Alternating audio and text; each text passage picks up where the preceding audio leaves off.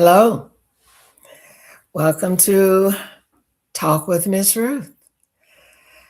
I am so happy to have you here. Our topic tonight is one that I'm going to try something, y'all. I'm going to try not having my glasses on so that I can not have that light reflecting in my glasses while I talk to you. And I hope that I can also see in my notes that I've got hanging over here.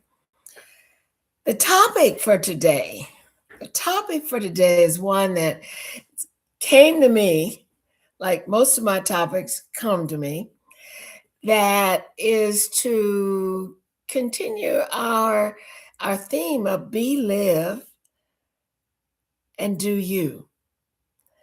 Be, live, and do you. And the chats that we have are for the purpose of my offering you my experience, my lived experience, the clarity that I bring from that experience, and the grounded truth from my work, my studying, and my intention to be present, to be with those who come to talk to Miss Ruth.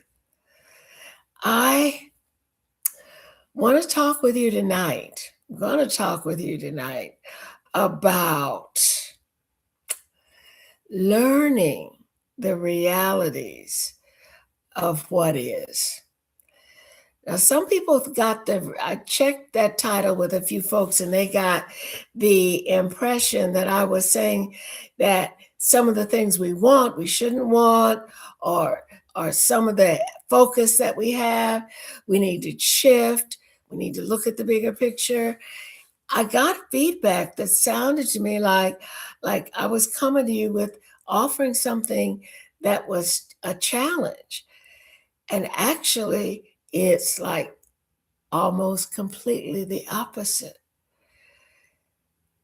I come to always offer opportunities to live more fully, to be well in your life. The idea of learning how to realize what is grounded in what I know is possible about no matter what you've been through, no matter what age you are. There's more to learn about being you. And there's more opportunities to let all of who you are be experienced through you and those people who you have in the world, in your life, in your daily experiences. So that's what I meant about learning the realities of what is. I want to talk with you. I'm going to keep looking over here to see if you all have any comments back to me or any questions back to me. The idea of learning reality, I guess for someone who's always been who's been a therapist for as many years as I have, learning reality is a part of what I encourage people to do. I'm going to take a sip of a little water here.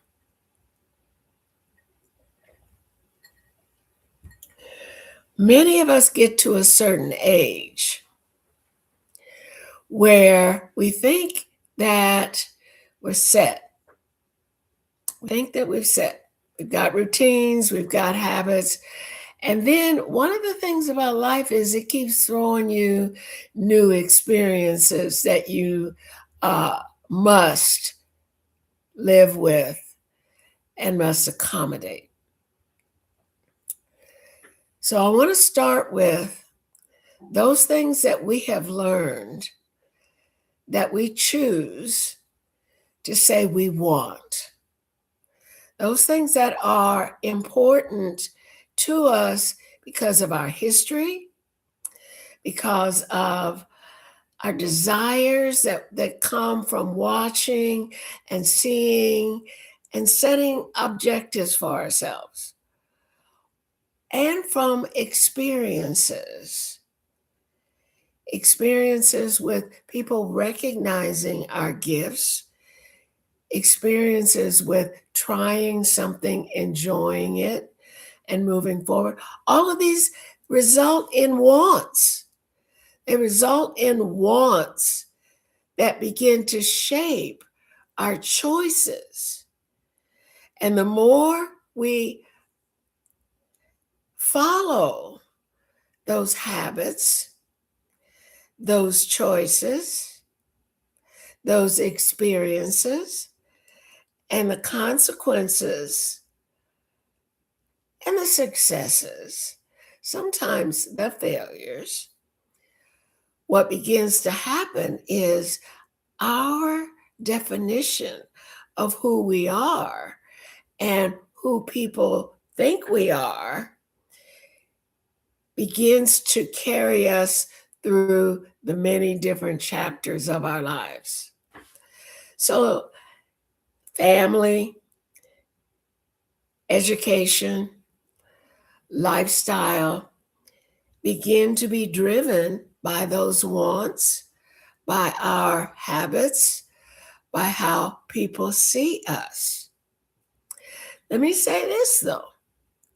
A lot of times we get into patterns of wanting that have a sub agenda. Okay?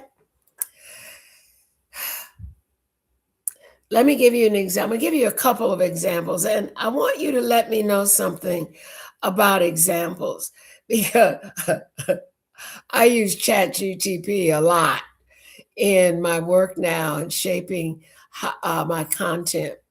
And one of the things that it keeps saying back to me when it looks at these videos is that I give too many examples.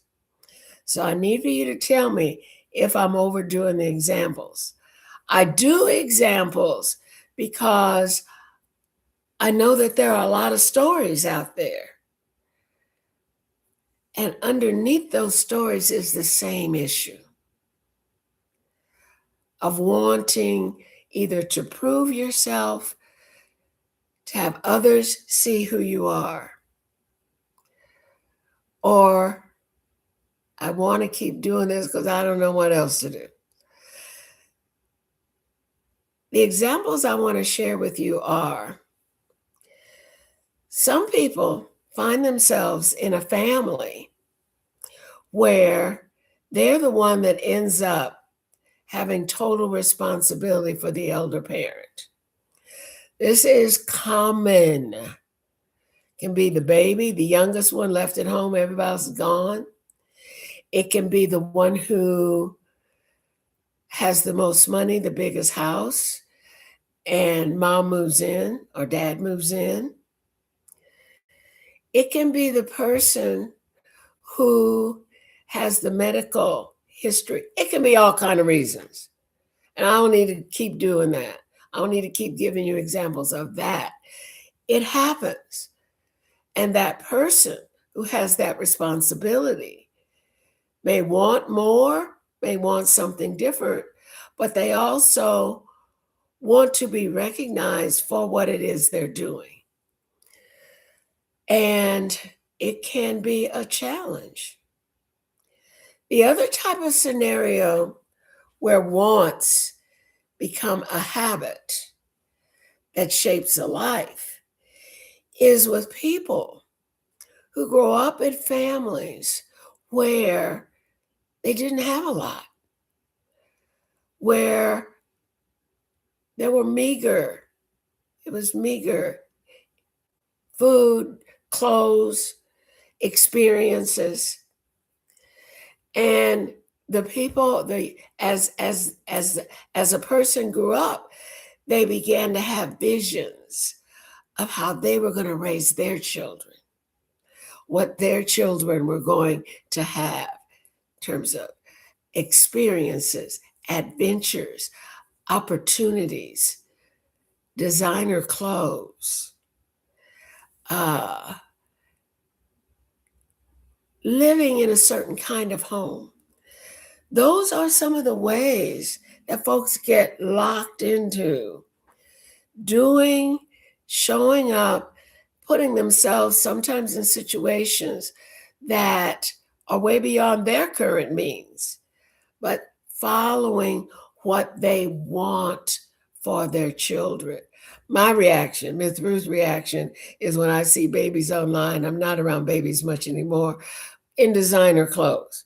Babies in designer clothes that they will no longer be able to wear in a couple months. And my reaction is that came from the heart of somebody where that was important to the adult. The kid don't know what they're wearing.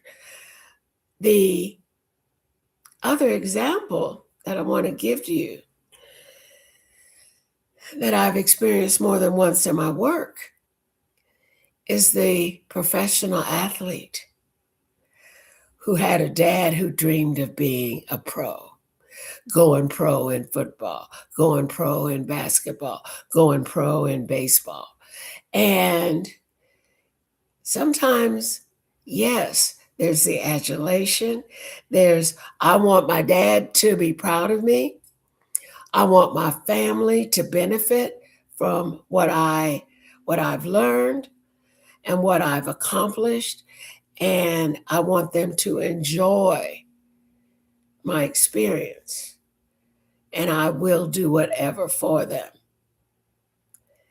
So, the other half of what we're talking about today is learning to recognize what is. Learning to recognize that there's always, oh, there was a TV show. There's always another side to the story. It was something like that. But there's more to the story. There's what grows and begins to emerge as your identity is connected to the things you pursued that you wanted, either because of history or experiences, because you're good at it. I've had athletes get there, and at the end of their career, they have no other skills. I've known people who, this happened in my own family. I can't give that example. Let me give another one. A family member might call a sibling and say, I need a break. Can you come and let me get away for a while?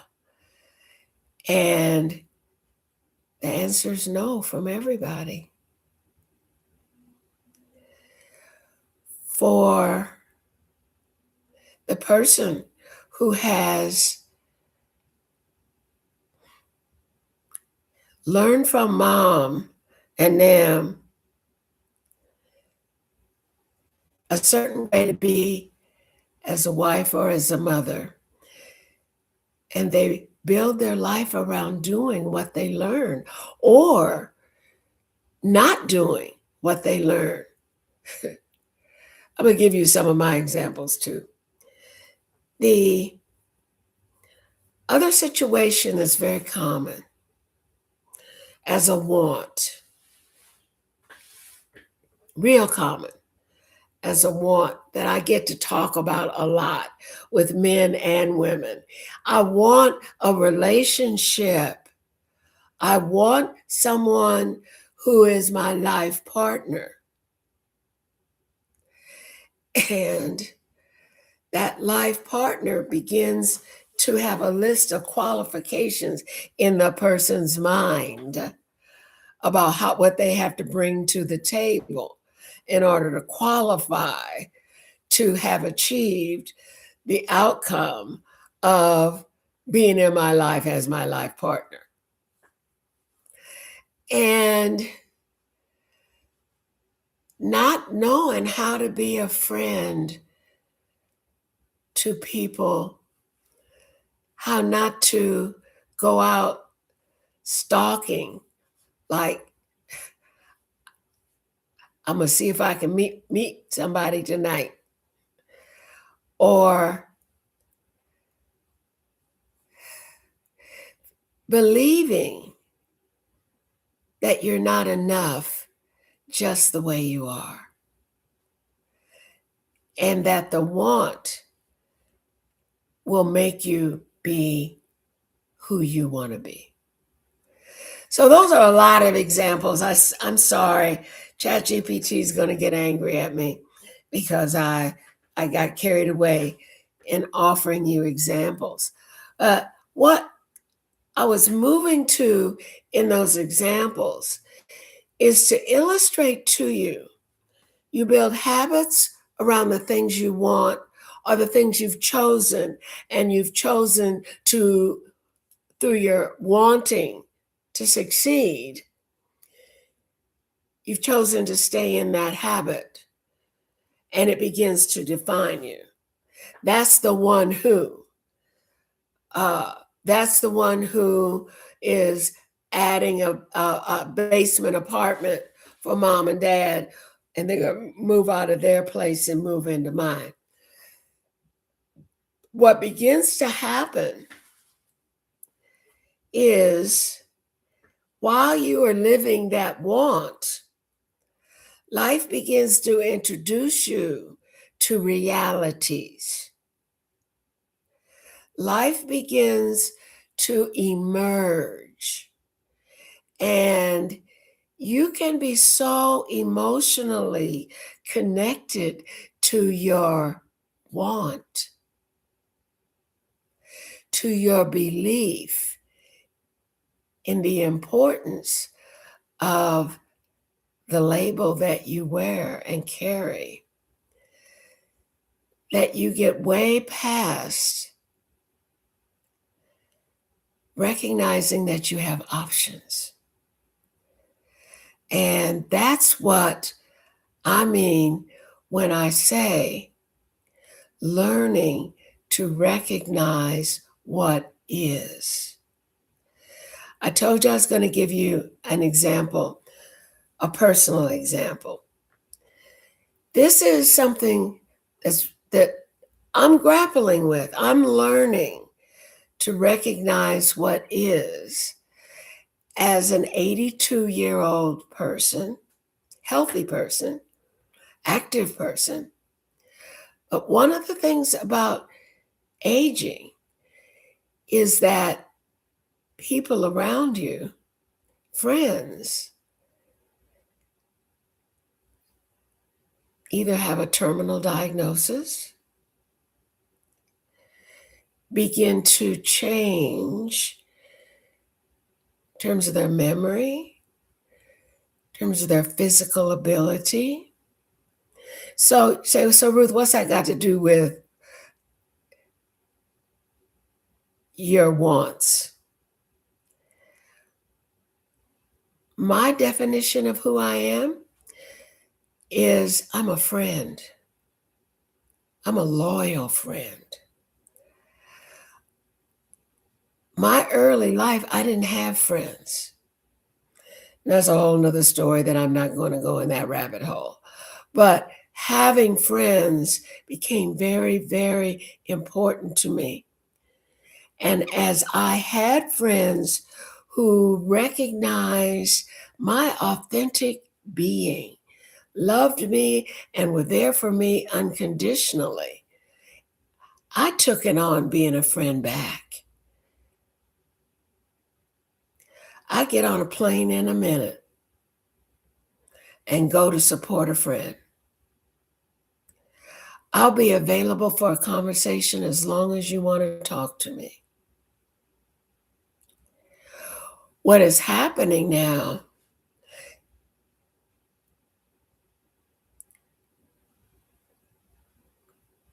is that one of the closest friends is moving into a place of cognitive change where I'm grappling with how do I show up? I am learning the reality of what is. I'm also learning the reality of my own physical and financial limitations. I can't just jump on a plane and go to somebody's house in another state. I can't anymore handle and be a friend the way I learned to be one. So when I said reality starts to emerge, the emerging reality is something that we have to quiet the inner voice of this is who I am, this is what I want, and this is how I do me. And the beauty of taking that on, of learning that I'm going to call it a challenge, or we could call it an opportunity, is that there are options that have always been there. I chose the ways I showed up. Doesn't make me any less of a friend to call and have long conversations where I'm being asked the same question 5, 10 times. Because the connection of showing up is what I choose to do. Sometimes I have to do a lot of mental gymnastics to get ready for that call. That's part of being ready, the reality of what is.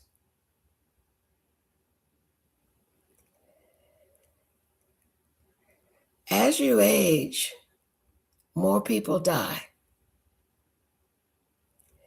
Learning how to be with death is an opportunity. Again, in my work, I've had the opportunity to be with, guide, and support people on that journey. And what I learned, again, I'm going to keep saying it, learning the reality of what is. People who are in transition value and love that you still see them and you're still there with them the way you've always been as the body is going on its transition. The person you know and love, if they're still cognitively alert, is still alive in that body. So I always say, it's emerged as one of my Miss Ruthisms, being with someone on their journey to the end of their life is an honor and a privilege. You get to witness the truth of the Spirit, and it is an honor. So I did go down a rabbit hole, didn't I? I did go down a rabbit hole.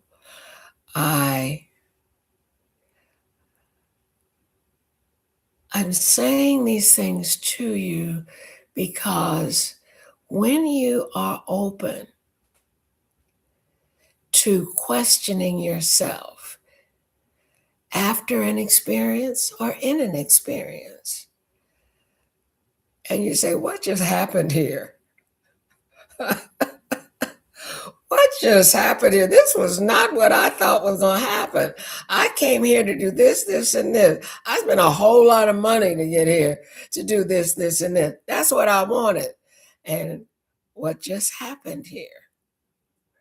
It's a wonderful opportunity. So wonderful. it is a challenge to step out of the woulda, coulda, shouldas, the anger, the frustration of what transpired into what have I learned from this? And what can I take away from this that I never would have wanted to learn? But now that I have, it's going to change some of the ways I show up. I still want that over there. That's still important to me. But I've realized that maybe I can do this differently.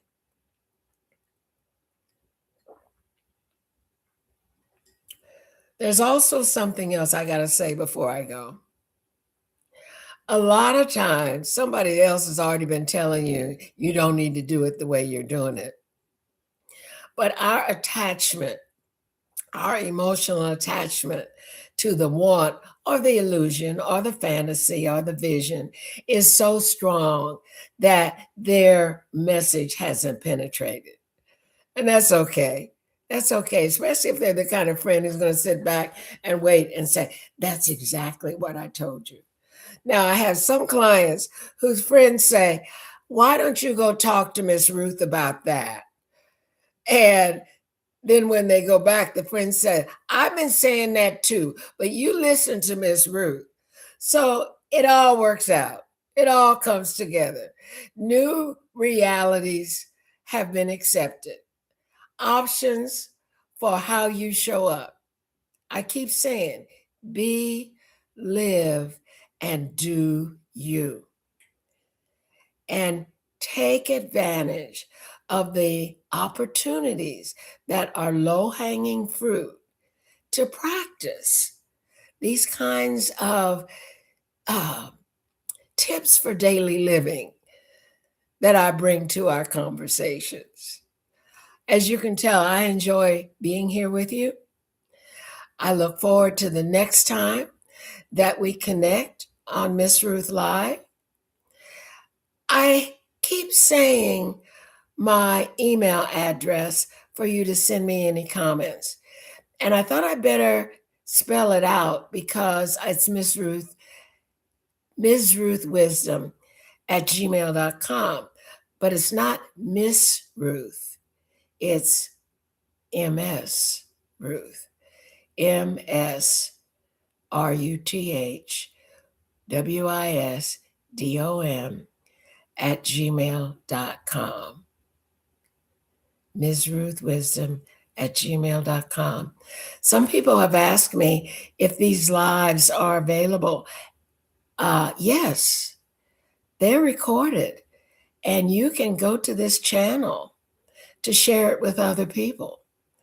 You can go to this channel to look at it again, to catch some of the points that felt and resonated with you. So here we are at the end of another conversation together.